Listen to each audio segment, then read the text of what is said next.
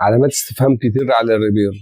تتوقع ريبيرو هيكمل مع الاهلي وبنسبه كام في الميه؟ اكتب لي في الكومنتات.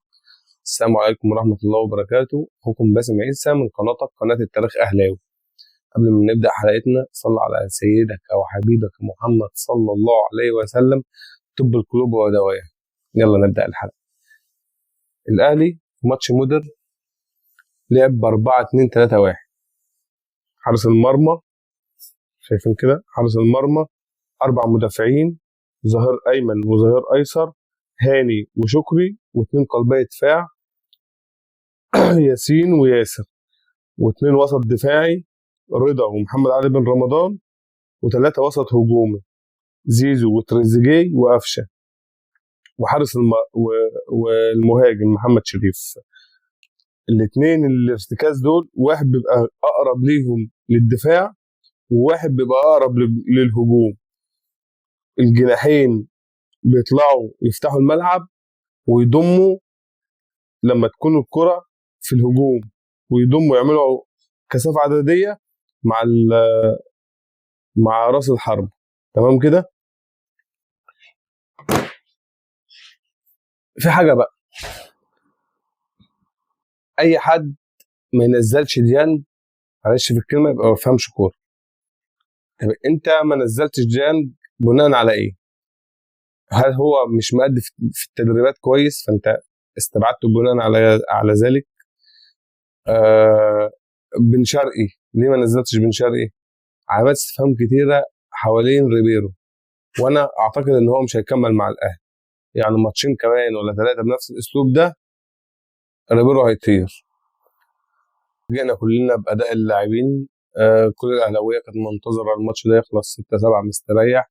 انت كنت بتلعب فريق المفروض ان هو اصلا مش في الممتاز الموسم ده. تمريرات غريبه، باصات غلط كتير. اللعيب اللي هو كنت شايفه فايق شويه احمد سيد زيزو، 2 اسيست، كان هيبقى سوبر اسيست الكره اللي ضاعت. عندي تحفظ على كام لاعب. تريزيجيه، انا حاسس ان تريزيجيه لسه ما جاش من امريكا كاس العالم للانديه. تريزيجيه محمل على نفسه لحد دلوقتي عفوا. محمد على نفسه لحد دلوقتي الكره اللي ضربه الجزاء اللي ضيعها في كاس العالم للانديه. حاسس ان هو مش فايق، وحاسس ان هو لسه ما رجعش. احمد سيد زيزو وهو اللي كان فايق زي ما قلت. قفشه ده بقى انا عايز اجيبه هنا. احجز له ساعه كوره، لان هو انت الكارد بتاع الاهلي ان انت تفضل في الاهلي ده مش كارك. هنجيبه احجز له ساعه كوره هنا عند الجمعيه، وخلي هريدي يكسر ازاز زي ما كان بيعمل معايا، ويجيبه لحد ما رجليه تعوج. مش هو بس، واجيب هاني معاه كمان. الاثنين ضايعين خالص. محدش فيهم من الاثنين بيطور من نفسه خالص.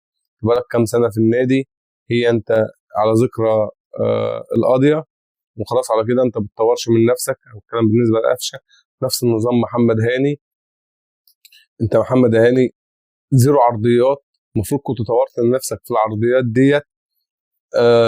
انت بتلعب في فريق كبير بحجم النادي الاهلي، فهو انت المفروض تطور من نفسك. اي لعيب موجود المفروض يطور من نفسه، انت بتلعب في فريق كبير وفريق عالمي.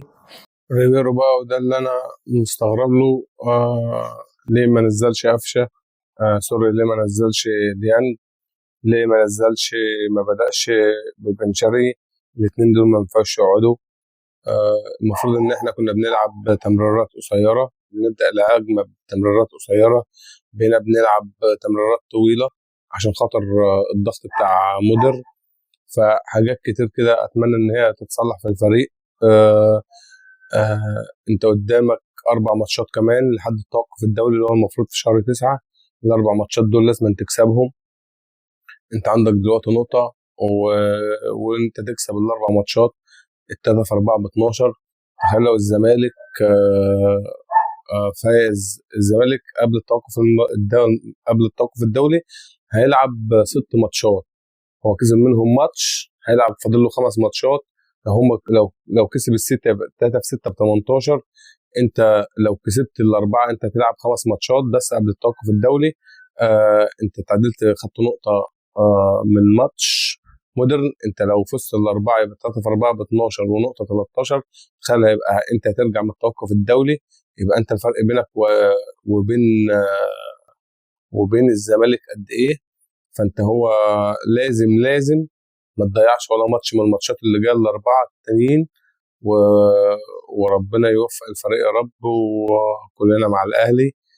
لو عجبتك الحلقه دوس لايك واشترك في القناه وفعل زر الجرس، واستنى كل جديد من قناه التاريخ اهلاوي. وفي النهايه الاهلي دايما في القلب. سلام.